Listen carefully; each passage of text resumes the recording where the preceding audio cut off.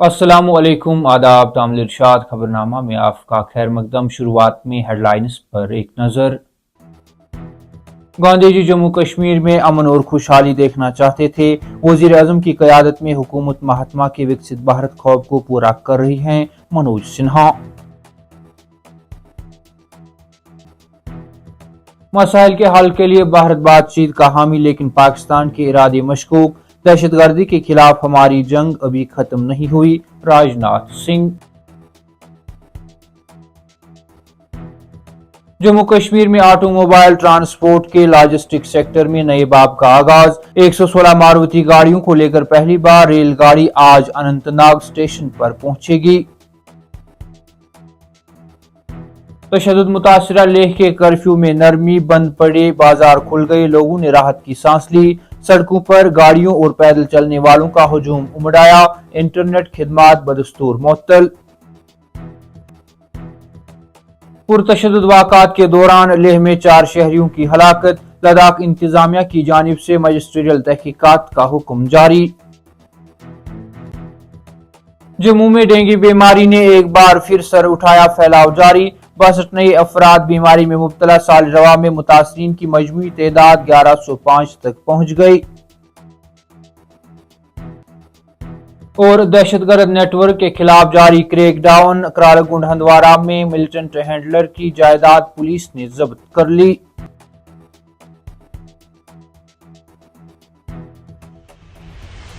अब पेश है इन खबरों की तफसील। लेफ्टिनेंट गवर्नर मनोज सिन्हा ने कहा कि जम्मू कश्मीर में अमन और खुशहाली के महात्मा गांधी के विजन को यूनियन टेरिटरी के नौजवानों और लोगों के लिए रहनुमाई की रोशनी का काम करना चाहिए। SKICC में गांधी जयंती की तकरीबात से खिताब करते हुए लेफ्टिनेंट गवर्नर ने कहा, गांधी जी जम्मू कश्मीर में अमन और खुशहाली देखना चाहते थे।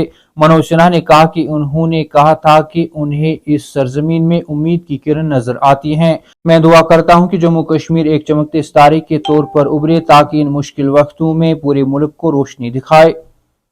वजीर दिफा राजनाथ सिंह ने पाकिस्तान को सख्त इंतबा जारी करते हुए ऐलान किया कि सरक्रेक के इलाके में किसी भी किस्म की मुहिमजोई एक जबरदस्त जवाब को दावत देगी, जो तारीख और जोग्राफिया दोनों को बदल सकता है। वजीर दिफा राजनाथ सिंह विजयदशमी के मौके पर भुज एयरबेस पर थे, जहां उन्होंने शस्त्र पूजा की। वजीर दिफा राजनाथ सिंह ने 1965 की जंग में भारत की फौजी सलाहियतों को याद करते हुए कहा कि भारतीय फौज ने लाहौर तक पहुंचने की सलाहियत का मुजाहरा किया था। आज 2025 में पाकिस्तान को याद रखना चाहिए कि कराची जाने वाला एक रास्ता कुरैक से गुजरता है। ऑपरेशन सिंदूर का हवाला देते हुए वजीर दिफा राजनाथ सिंह ने कहा कि पाकिस्तान ने लेह से सरक्रेक तक हिंदुस्तान के दिफाई निजाम की खिलाफ वर्जी करने की नाकाम कोशिश की है। उन्होंने कहा कि हमारी जवाबी कार्रवाई में हिंदुस्तानी अफवाज ने पाकिस्तानी फजाई दिफाई निजाम को मुकम्मल तौर पर बेनकाब कर दिया। लद्दाख के लेह शहर में कर्फ्यू और बंदिशों में नरमी के बाद लोग घरों से बाहर आए और राहत महसूस की। इंतजामिया की तरफ से दी गई नरमी के हिस्से के तौर पर दुकानें खुलने के बाद सड़कों पर गाड़ियों और पैदल चलने वालों का हजूम है।